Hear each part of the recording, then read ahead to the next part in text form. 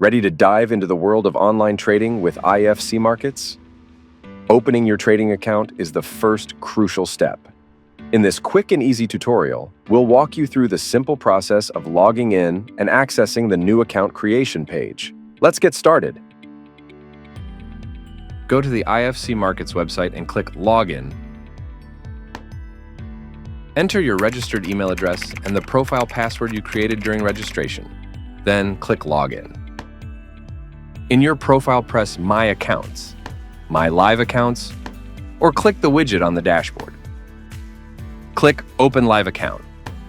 Choose the trading platform, select Account Parameters, fill the box I acknowledge, and click Open Account button. Your account is opened. Please download your account credentials or find them in your email box. The subject of the message is New Trading Account. Please save your trading account details in a secured place. That's how you get to the new account page on IFC Markets.